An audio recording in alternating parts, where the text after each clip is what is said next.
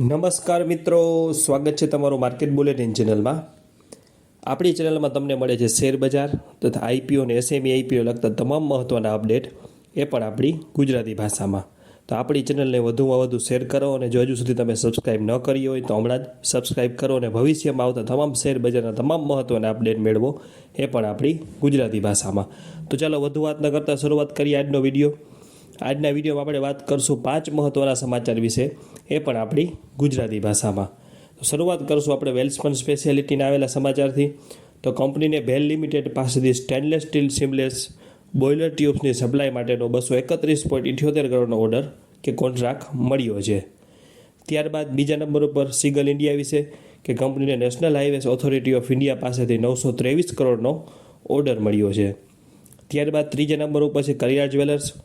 કંપનીએ યુકે સ્થિત સંપૂર્ણ માલિકીની subsidiary company Kalyan gold and diamond jewelleries limited સાથે લોન કરાર કર્યા છે.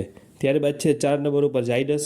યુએસએફડીએ દ્વારા ગુજરાતના અંકલેશ્વર સ્થિત ગ્રુપના એપીઆઈ યુનિટ 1ની 10 અને 14 માર્ચ દરમિયાન તપાસ હાથ ધરવામાં આવી હતી અને આ તપાસ બાદ કોઈ આપત્તિ જાહેર કરવામાં નહોતી આવી. એટલે આ ચારે ચાર કંપની વિશે એકદમ પોઝિટિવ સમાચાર છે.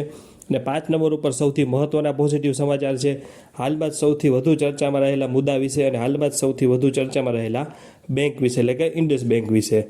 તાજેતરમાં બેંકના ડેરિવેટિવ્સ પોર્ટફોલિયોમાં ₹2100 કરોડની એકાઉન્ટિંગ ભૂલ અને અન્ય અટકળોના પગલે આજે 15 માર્ચ 2025ના રોજ ભારતીય રિઝર્વ બેંક દ્વારા ઇન્ડસ બેંક વિશે પ્રેસ રિલીઝ જાહેર કરેલ છે. આરબીઆઈ બેંકની નાણાકીય સ્થિતિ અંગે નિવેદન જાહેર કર્યું છે અને આરબીઆઈ જણાવ્યું છે કે ઇન્ડસ બેંકની નાણાકીય સ્થિતિ સંતોષજનક છે અને તેની પાસે પૂરતી મૂડી એટલે કે કેપિટલ અને લિક્વિડિટી છે. બેંકનો કેપિટલ એડક્યુસી રેશિયો એટલે કે CR 31 ડિસેમ્બર 2024 સુધી 16.46% હતો, જે નિયમનકારી જરૂરિયાતો કરતાં વધુ છે.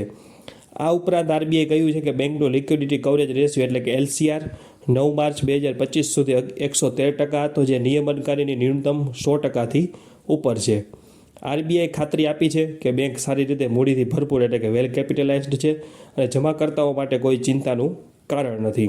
આરબીઆઈ સ્પષ્ટ કર્યું છે કે આ એક વખતની ભૂલ છે અને તે બેંકની એકંદરે સ્થિરતાને અસર કરતી નથી. આમ આરબીઆઈ બેંકની સ્થિતિ પર નજર રાખી રહ્યું છે અને જરૂરી પગલાં લઈ રહ્યું છે. તો આપણે વાત કરી 5 મહત્ત્વના શેર વિશે કે કંપની વિશે આવેલા 5 મહત્ત્વના પોઝિટિવ સમાચાર વિશે.